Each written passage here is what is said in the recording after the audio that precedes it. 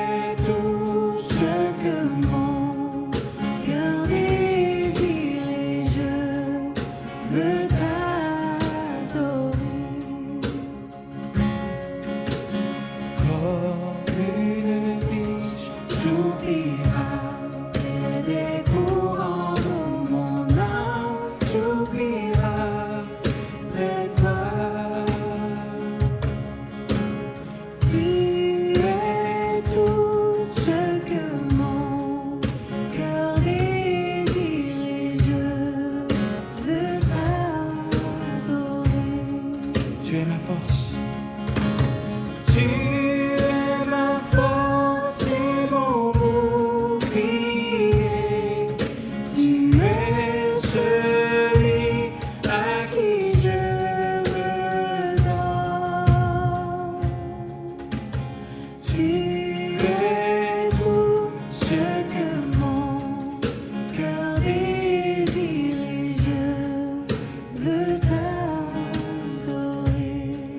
tu es tout. Tu es tout ce que mon cœur désire et je veux t'adorer.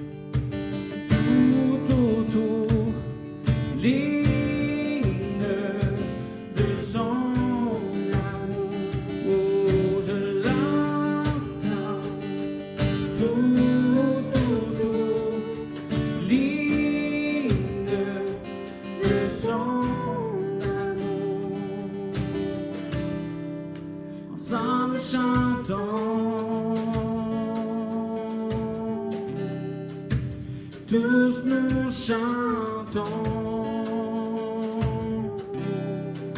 ensemble chantons, tous nous chantons, c'est le Seigneur, Dieu Tout-Puissant. La terre est remplie de sa gloire, c'est le Seigneur, Dieu Tout-Puissant. La terre est remplie de sa gloire, la terre est remplie de sa gloire, la terre est remplie de sa gloire.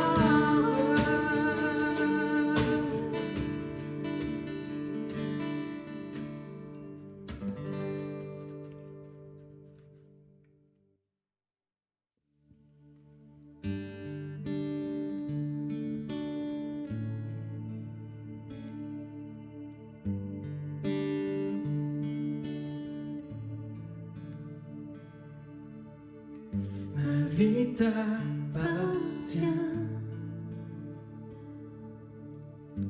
mon seul espoir est en toi, mon cœur t'appartient, tu m'as racheté, mon roi. Je suis maintenant juste devant toi.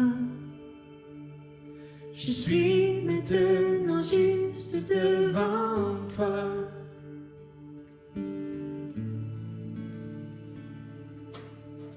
Couronné de gloire, je m'incline devant toi. Du matin jusqu'au soir, je ferai retentir ma voix. Je chanterai ta gloire, mon roi. Je chanterai ta gloire, mon roi. Ma vie t'appartient. Mon seul espoir est en toi. Mon cœur t'appartient. Tu m'as racheté, mon roi. Je suis maintenant juste devant toi. Je suis maintenant juste devant toi.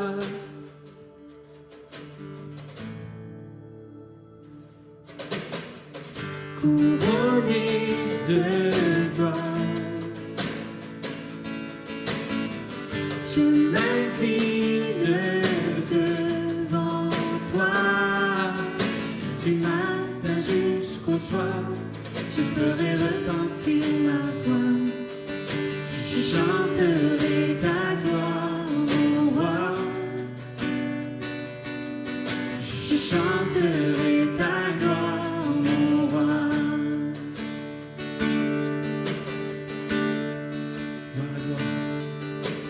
Gloire, gloire, alléluia. Jésus, tu es bon. Gloire, gloire, alléluia. Jésus, tu es bon. Gloire, gloire, alléluia. Jésus, tu es bon. Gloire, gloire,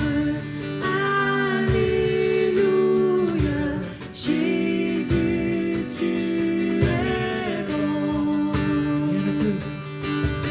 Rien ne peut sauver mon âme, rien que le sang de Jésus. Pour elle, je me réclame, rien que le sang de Jésus.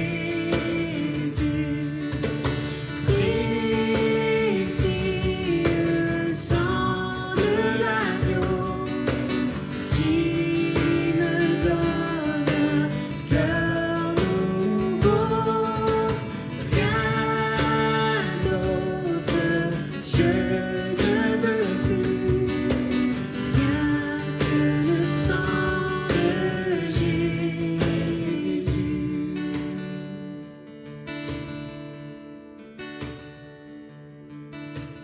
Pour mon pardon, je ne vois rien que le sang de Jésus. Pour mon salut, je ne crois rien que le sang de Jésus. Je n'ai pour toute espérance rien que le sang de Jésus. Pour appui, pour confiance, rien que le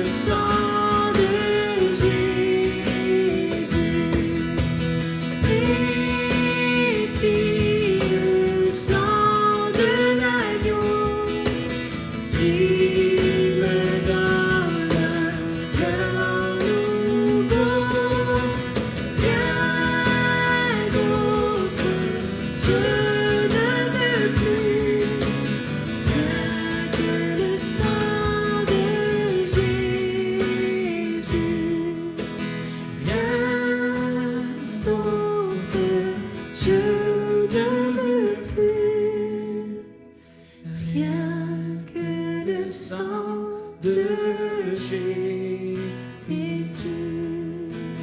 Rien d'autre, je ne veux plus.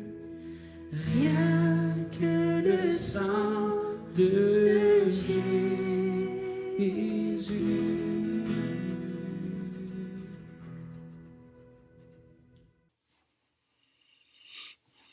Aujourd'hui, on va poursuivre toujours dans l'Épître aux Colossiens.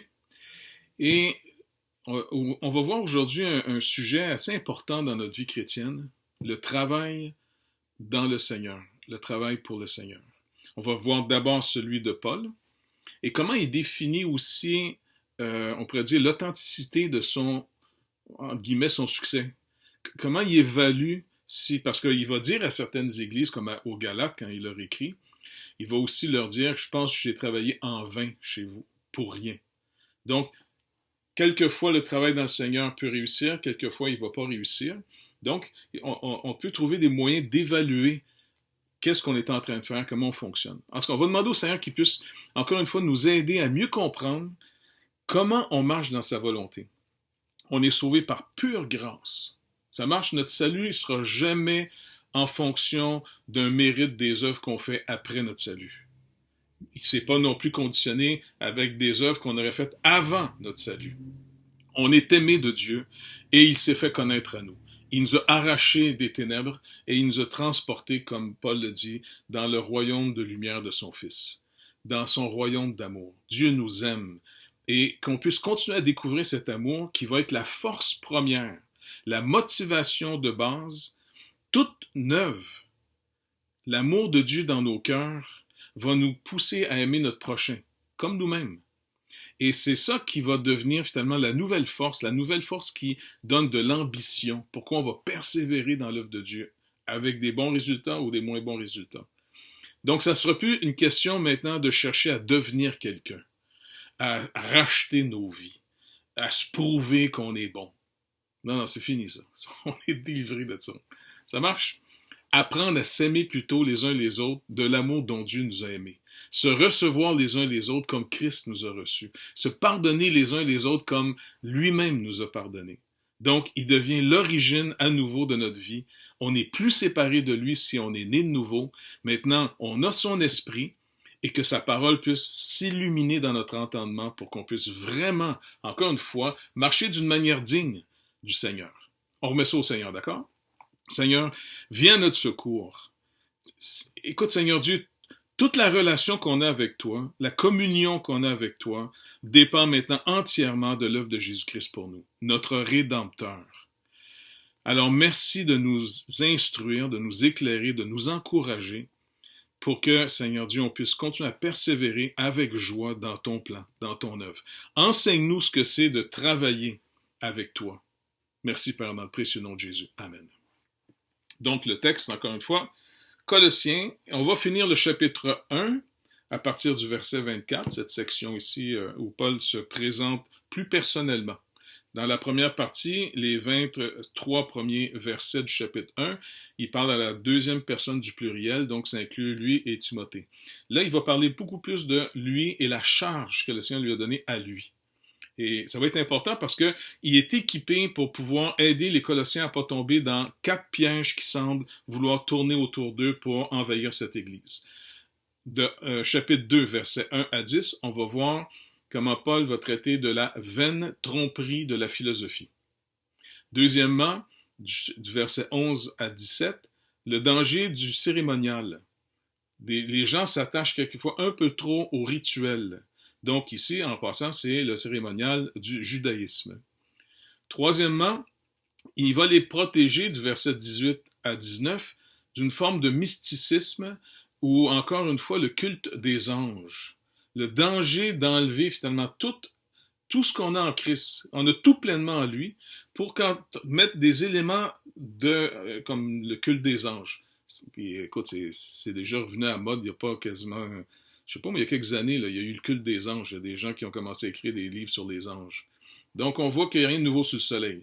Et finalement, le dernier piège auquel il veut vraiment les protéger, versets 20 à 23, c'est l'ascétisme. de se faire du mal, de se détruire, qui donne l'impression d'un culte d'humilité, mais en réalité, ça ne vient que satisfaire encore une fois la chair. Donc, par la grâce de Dieu, d'abord, on va voir comment, dans quelle attitude il travaille, Paul. On va voir des versets quand il parle du travail, justement. Donc, le verset, comme on va le lire ici, 24, on pourrait même aller directement au verset 28. Il dit, c'est lui, donc Jésus-Christ, que nous annonçons, exhortant tout homme, ici dans le contexte, ça veut dire, c'est de manière générique, là, toute personne, on va dire toute personne, donc, en exhortant toute personne, en instruisant toute personne, en toute sagesse, afin de présenter à Dieu toute personne devenue parfaite en Christ. Donc, on trouve notre accomplissement, notre plénitude, on devient parfait en Christ. C'est à quoi je travaille, en combattant avec sa force qui agit puissamment en moi.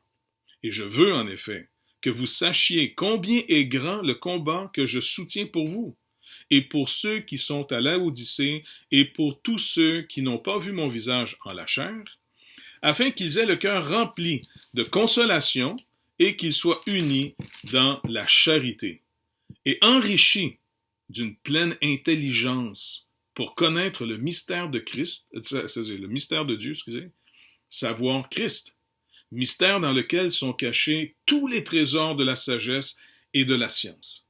Donc que Dieu vraiment vienne à notre secours pour qu'on puisse comprendre, à partir de la lecture de sa parole ici, tout ce qu'on a besoin se trouve en Jésus-Christ.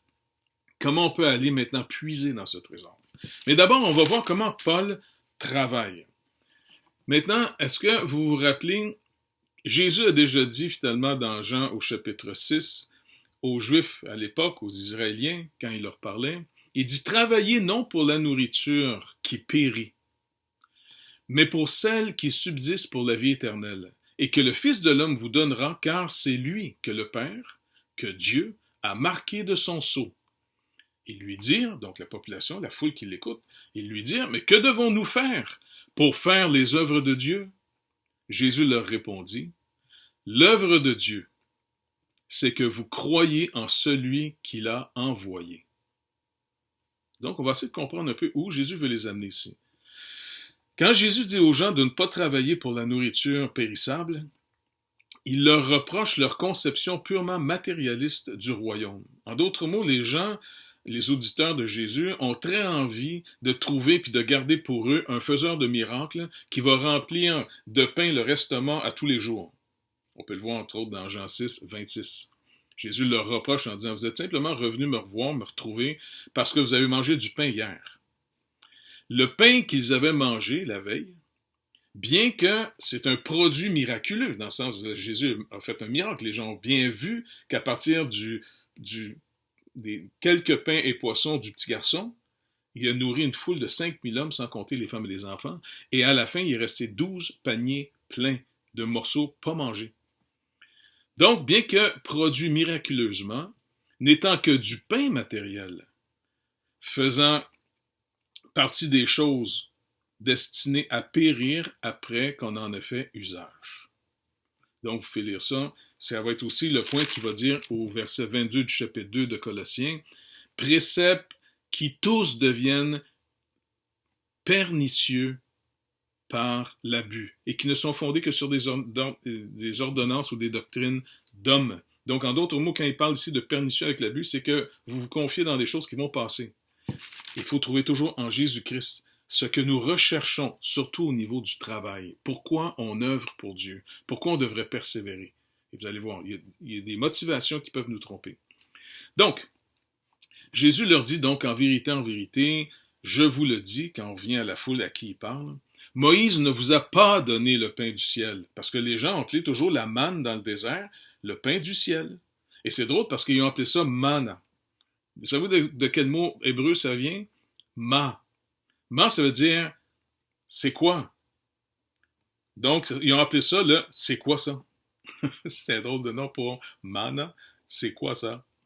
Donc, il dit, Moïse ne vous a pas donné le pain du ciel, mais mon Père vous donne le vrai pain du ciel. Car le pain de Dieu, c'est celui qui descend du ciel et qui donne la vie au monde.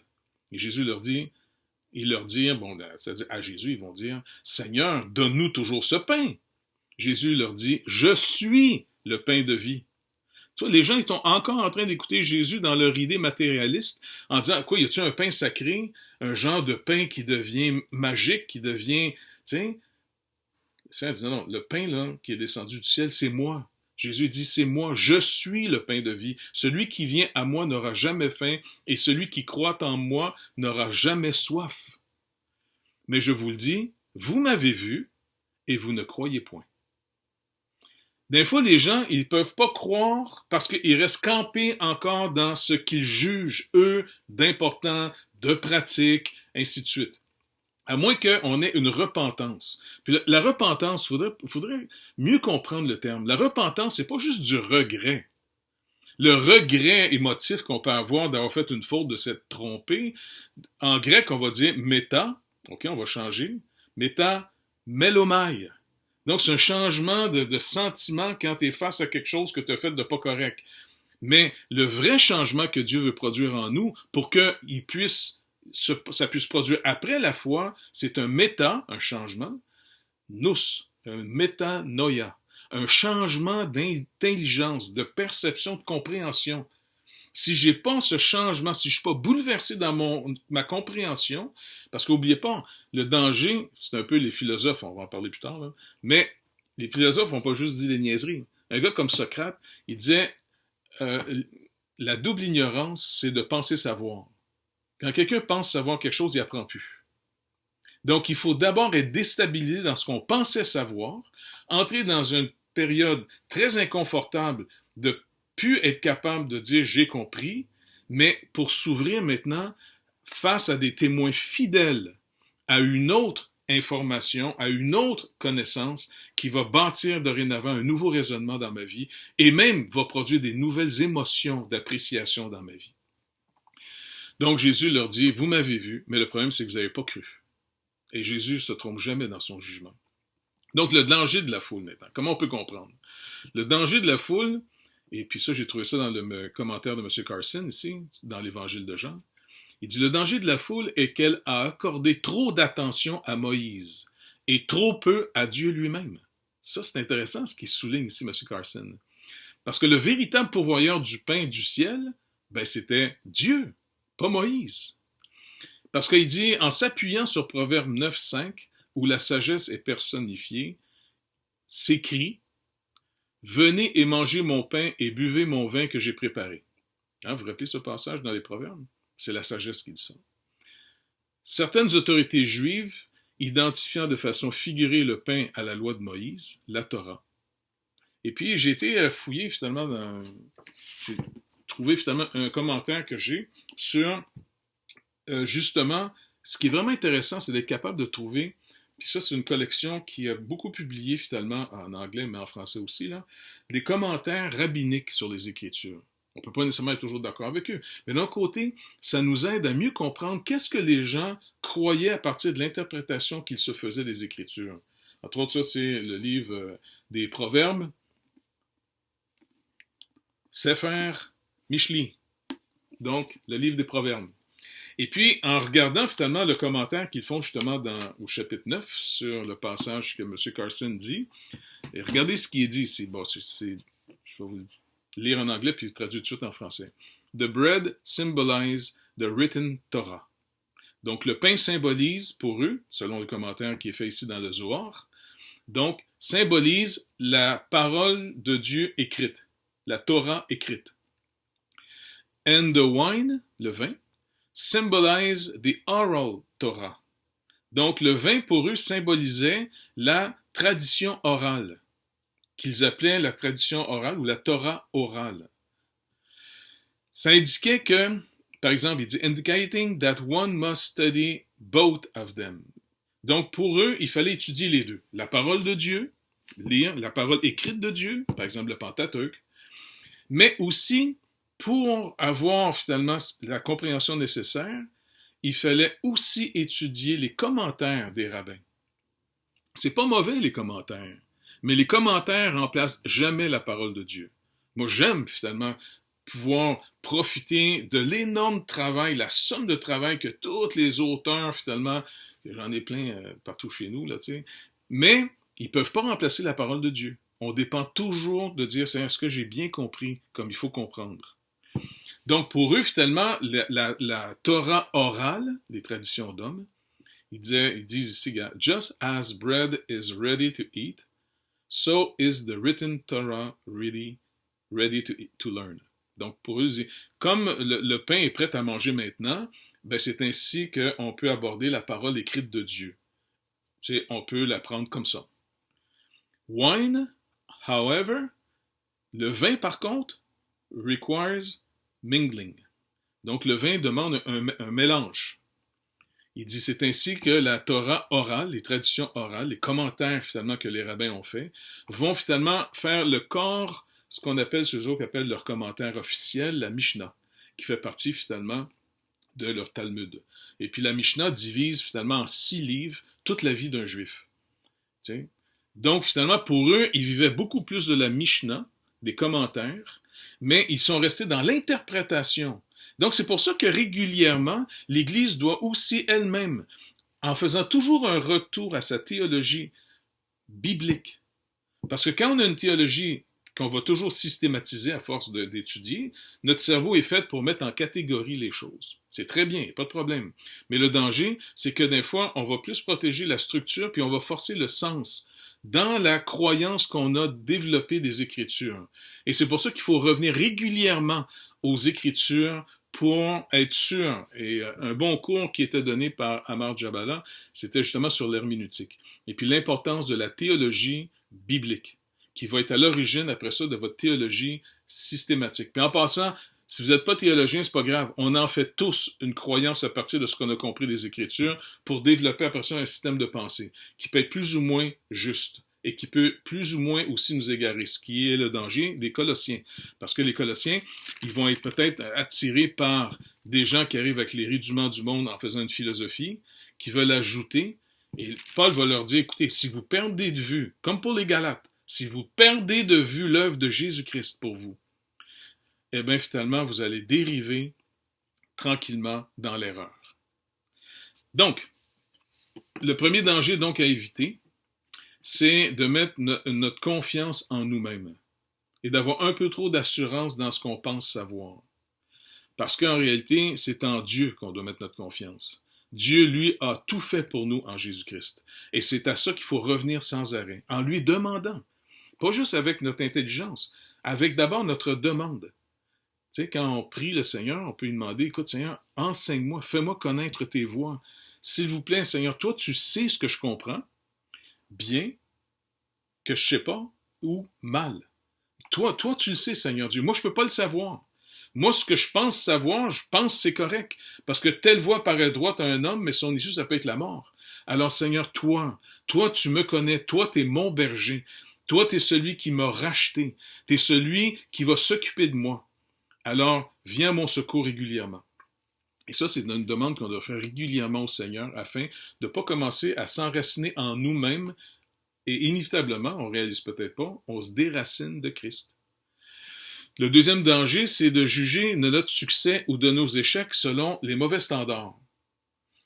Si vous êtes en train de vivre pour le Seigneur, vous voulez aussi avoir des points de repère pour juger si vous êtes dedans ou non, pas vrai? C'est normal.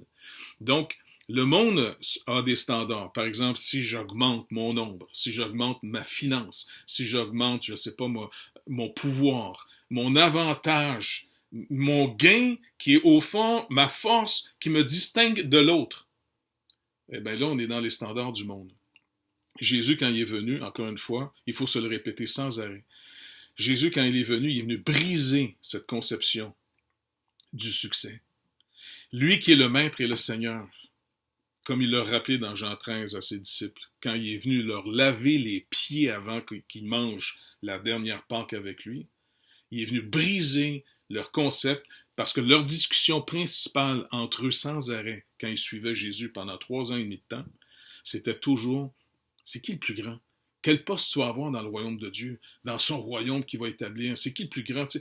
Toujours à savoir, suis-tu plus grand que toi? Le Seigneur dit, dans mon royaume, les plus grands sont des serviteurs.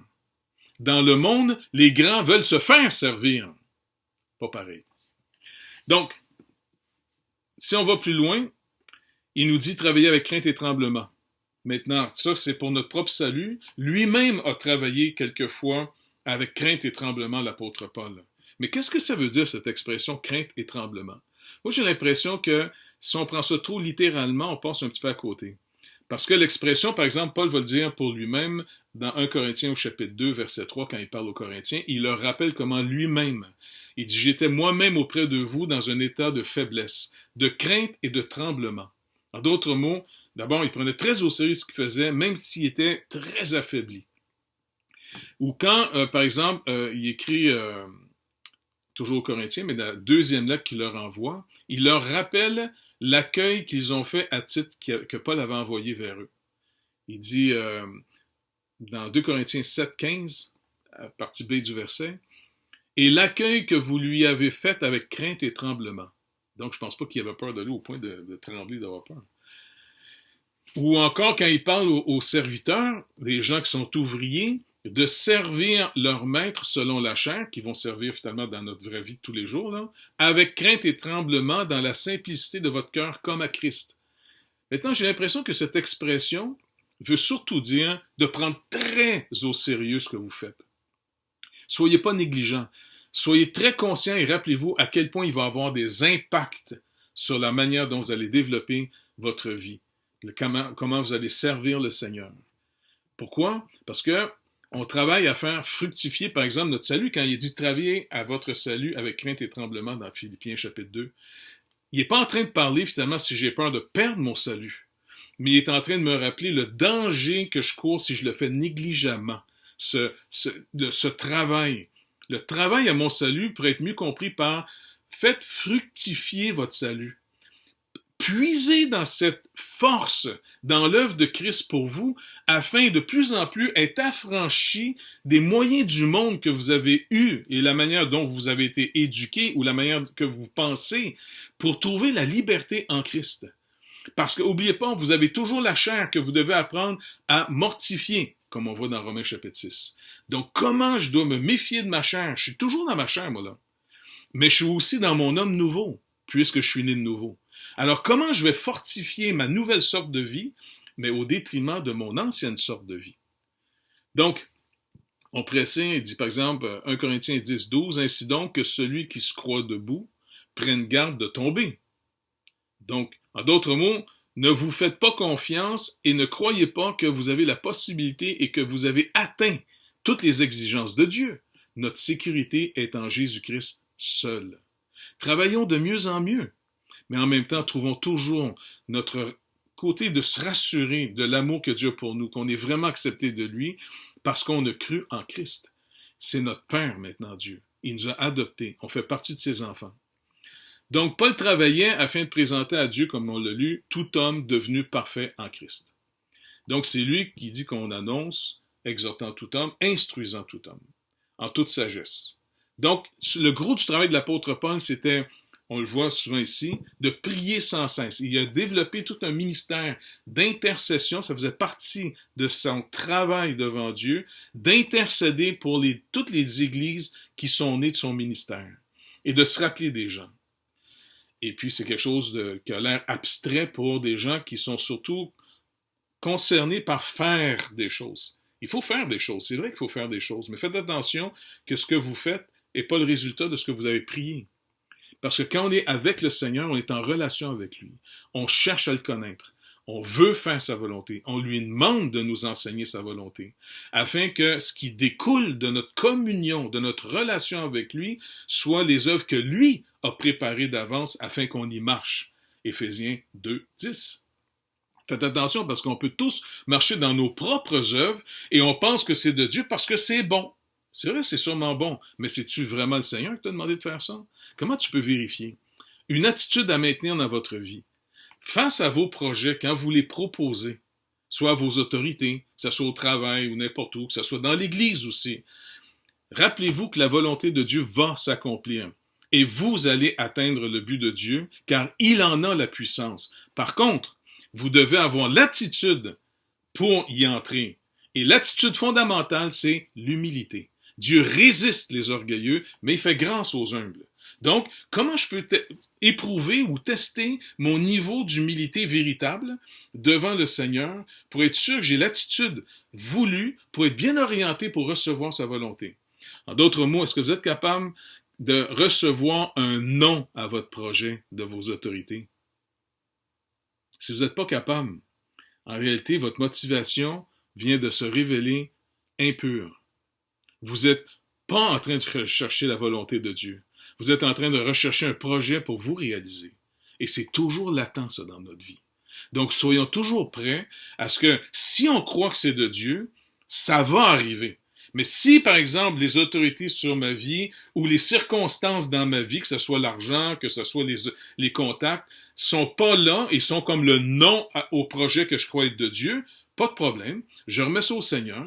Je continue à être attentif, me servir autrement. Je vais être dans l'attente pour voir si j'ai vraiment discerné sa volonté.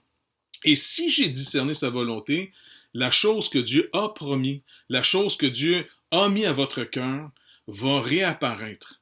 Et là, vous allez avoir la confirmation que c'était vraiment la volonté de Dieu. Alors, vous allez toujours être capable de parler de l'œuvre de Dieu comme étant l'œuvre de Dieu. Trop souvent, j'entends des gens parler de leur œuvre, au point que même l'Église, qui peuvent avoir pris soin ou égé, ça devient leur Église. Mon Église, mon monde, mon projet, mon plan. Ben, le mon ici est un peu trop haut. Vous êtes mieux finalement de... Est-ce que vous êtes dans l'œuvre de Dieu et que vous avez le privilège d'avoir été invité par lui avec son peuple? Vous n'êtes pas tout seul là-dedans. Pour réaliser que c'est son projet à lui et qu'il va tout nous donner ce qu'il faut pour son projet. Pas nécessairement pour les nôtres, pour les siens. Donc, regardez comment Paul parle après ça de son attitude et comment il a vécu l'œuvre de Dieu ici. Et on va voir l'humilité que ça prend pour pas abandonner. Parce qu'oubliez pas, Démas, qui avait travaillé pendant une saison avec l'apôtre Paul, Paul nous écrit dans la parole ici, « Démas m'a abandonné pour l'amour de ce monde. » On peut abandonner. Pourquoi? Manque d'humilité. Regardez. Les mentions comme Paul quand il décrit son travail aux Corinthiens, qu'il critiquait. Les Corinthiens étaient très orgueilleux puis ils étaient gênés un peu de Paul parce que Paul ne faisait pas la superstar de l'époque. Mais Paul va le rappeler en disant, « OK, vous voulez qu'on parle en imbécile ici? On va parler en imbécile. Vous voulez qu'on parle parce que quand des gens viennent vous vendre leur ministère qui sont des glorieux, ils parlent de leur succès, ils parlent de leur... Vous voulez qu'on parle en imbécile? On va parler en imbécile. » C'est ce qu'il leur dit. Alors, lisez-le dans 2 Corinthiens à partir du chapitre 11, verset 24, et surtout au chapitre 12. Il dit, vous voulez savoir comment j'ai vécu? Je marche avec le Seigneur, mais comment vous êtes sûr que je suis vraiment un vrai témoin puis que je suis vraiment dans l'œuvre de Dieu? Il dit, regardez, 5 fois j'ai reçu des Juifs, 40 coups moins 1. Le 40 coups moins 1, ça veut dire qu'ils te fouettaient à la limite qu'ils te tuaient. Il dit 5 fois j'ai reçu des Juifs, 40 coups moins 1. 3 fois j'ai été lapidé. 3 fois j'ai fait naufrage. J'ai passé 1 jour et une nuit dans l'abîme. Fréquemment en voyage, j'ai été en péril sur les fleuves, en péril de la part des brigands, en péril de la part de ceux de ma nation, en péril de la part des païens, en péril dans les villes, en péril dans les déserts, en péril sur la mer, en péril parmi les faux frères.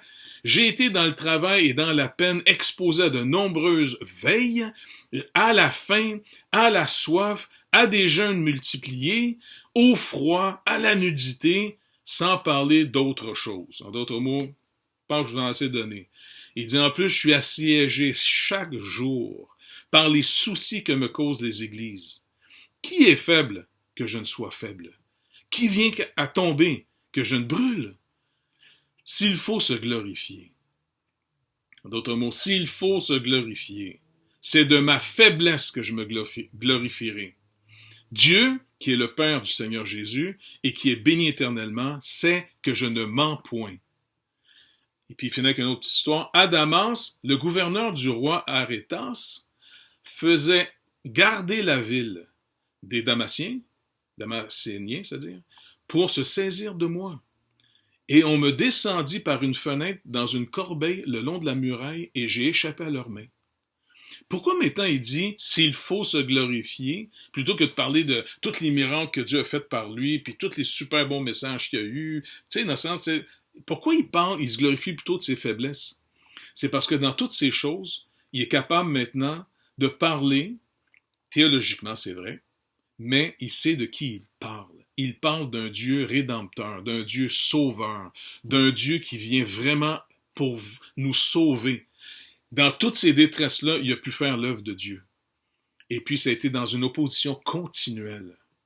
Mais, ici, si vous voulez vous glorifier de quelque chose, rappelez-vous plutôt comment Dieu vous a sans arrêt donné ce qu'il fallait pour faire sa volonté, qu'il vous a sauvé pour que sa volonté s'accomplisse, pour que vous puissiez leur rappeler comment il vous a relevé quand vous avez manqué votre coup.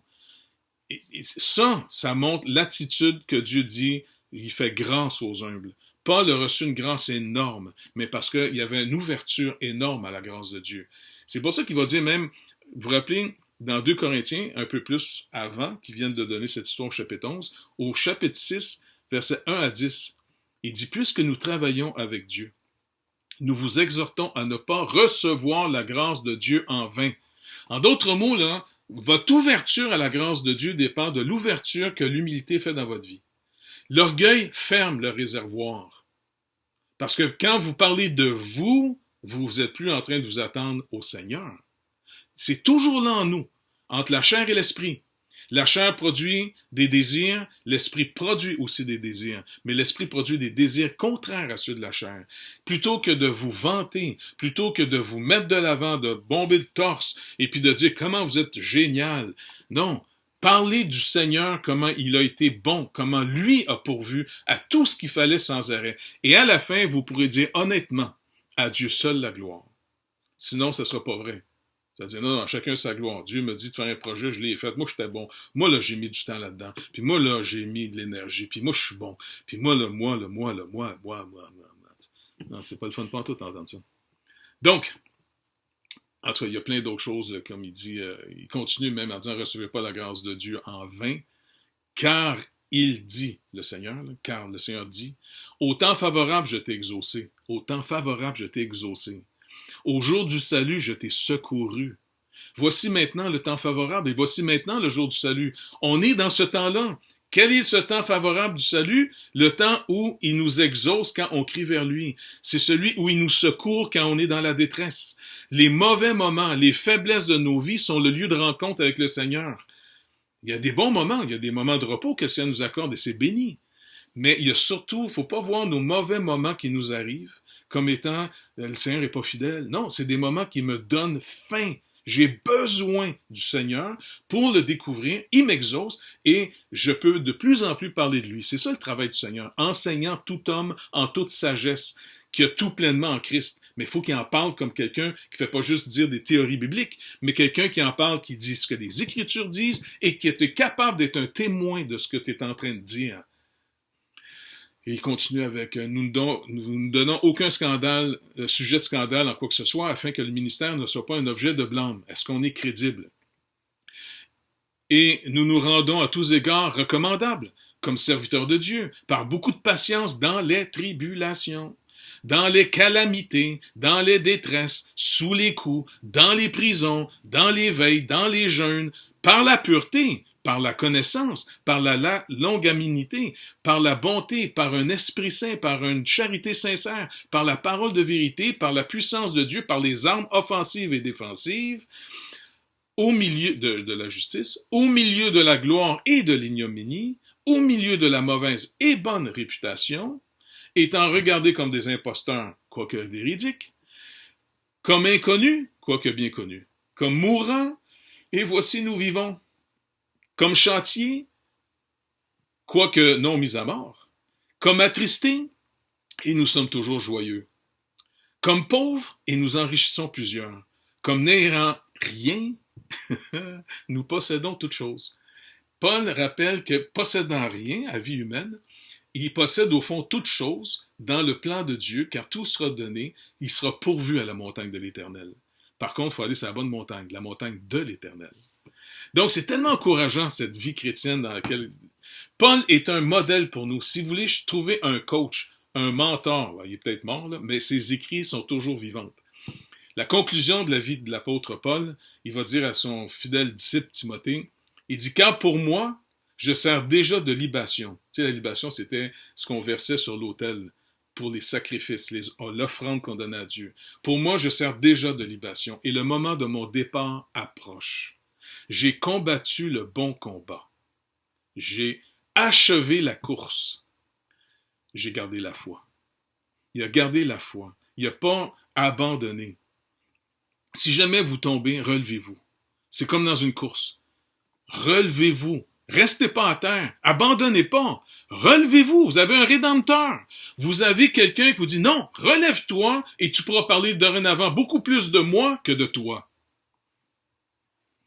Désormais, la couronne de justice m'est réservée. Le Seigneur, le juste juge. Nos vies vont être jugées. Il va revenir pour juger les vivants et les morts. Pas juste les morts, les vivants et les morts. Le Seigneur, le juste juge, me donnera dans ce jour-là, la couronne de justice, là, non seulement à moi, mais encore à tous ceux qui auront aimé, regardez bien, son avènement, son retour. On vit en fonction de son retour. On ne vit pas en fonction d'une réussite ici. Parce qu'ici, tout va passer. Ce que nous aurons fait comme étant la volonté de Dieu, que ça a marché ou non, si on a marché dans ses voies, rappelez-vous, Isaïe a un ministère vraiment bizarre. Un ministère en disant, jusqu'à quand, Seigneur? Parce que il va aller au nom du Seigneur à partir du chapitre 6, vous vous rappelez? Il dit, tu vas prêcher jusqu'à ce que finalement, ça leur ferme les yeux, ça leur ferme les oreilles, puis ils ne veulent plus rien savoir de toi. Ah bon? Donc, le succès de mon ministère, c'est en apparence l'échec de mon ministère. Le Seigneur va dire, je te veux comme un témoin fidèle. C'est moi qui fais grâce. C'est moi qui juge. Donc, pour nous, qu'est-ce qu'on peut retenir? L'apôtre Paul, quand il écrit encore aux Corinthiens, mais dans sa première lettre, 1 Corinthiens 15, 58, voici l'exhortation sur laquelle on peut se laisser. Ainsi, mes frères bien-aimés, ça c'est super, on est aimés. Ainsi, mes frères bien-aimés, soyez fermes. C'est pas un chambranlard, peut-être, hein, peut-être. Non, pas de peut-être. Soyez fermes. C'est décidé une fois pour toutes. Soyez fermes, inébranlables, travaillant de mieux en mieux. Donc, raffinons-nous sans arrêt, recherchons davantage l'écriture. Notre communion fraternelle est indispensable à la connaissance de Dieu. C'est le lieu où je teste si je crois avoir reçu quelque chose de la part du Seigneur.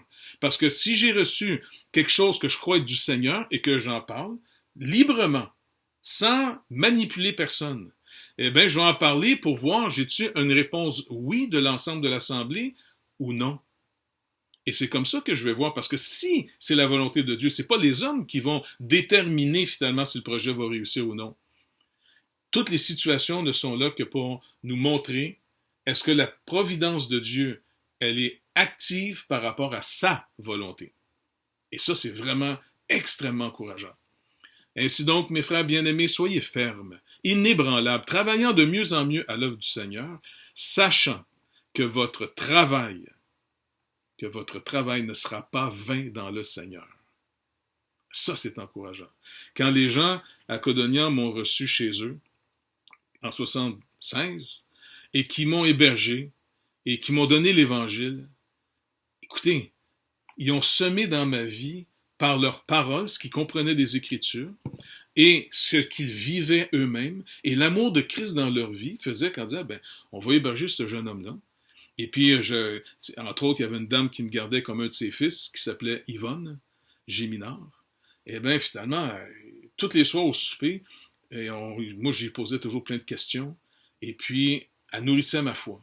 Après ça, on allait aux réunions le soir, qui étaient 2-3 maisons plus loin, à ce qu'on appelait le centre. Éventuellement, j'ai déménagé pour aller rester au centre. Michel Roux, c'était un des responsables. Pierre Montalban, qui était un des anciens, passait, après son travail, lui était forgeron, il travaillait comme forgeron. Le soir, il passait au centre pour voir comment on allait, qu'est-ce qu'on avait lu aujourd'hui. Et puis, ces gens-là ont investi dans ma vie. Et bien, leur travail n'a pas été vain. Parce qu'aujourd'hui, grâce à eux, quand je suis revenu chez moi, comme je leur ai dit dernièrement, quand j'ai fait un Zoom avec eux dernièrement, eh bien, ce que vous avez investi dans ma vie, j'ai pu revenir chez moi avec une bonne nouvelle à annoncer. Et ce que vous m'avez donné, je l'ai fait fructifier. Je l'ai développé. Je l'ai poursuivi. Et puis j'ai cherché sans arrêt les provisions de Dieu. Et puis mon but, c'était même pas de devenir pasteur.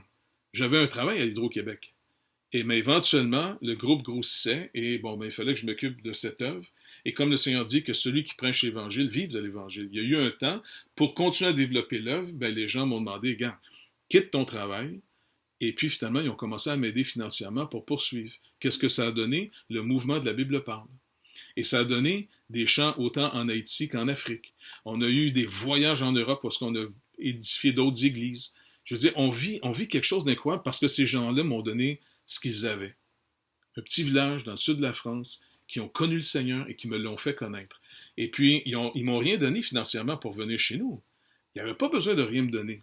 Ils m'ont appris une leçon fondamentale. Tu parles et tu pries un Dieu vivant.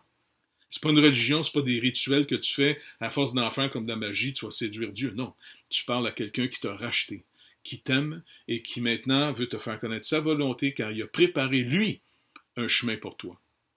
Et puis, on est là aujourd'hui. Et bientôt, à un battement de cœur d'ici, moi je m'en vais chez nous. Je m'en vais rejoindre mon père, je m'en vais rejoindre tous mes amis finalement, Gaëtan Leduc, Micheline, plein de monde, Ness, Madame Hurtle, Denis Lamartinière, je m'en vais rejoindre plein de mes amis qui sont dans la présence de Dieu, et puis bientôt on s'en va toutes là. Une vie, c'est très vite passé. Faisons du mieux qu'on peut avec ce que nous avons aujourd'hui. Méprisez jamais les petits débuts.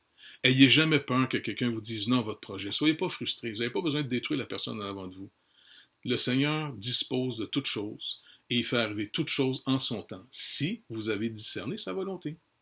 Vous ne voulez pas juste marcher dans un projet. Vous voulez marcher dans sa volonté. Il y a trop de vie là-dedans. C'est trop beau. Que le Seigneur nous bénisse et qu'il continue à nous enseigner, qu'il nous garde dans sa volonté, collectivement et individuellement. Que Dieu vous bénisse abondamment.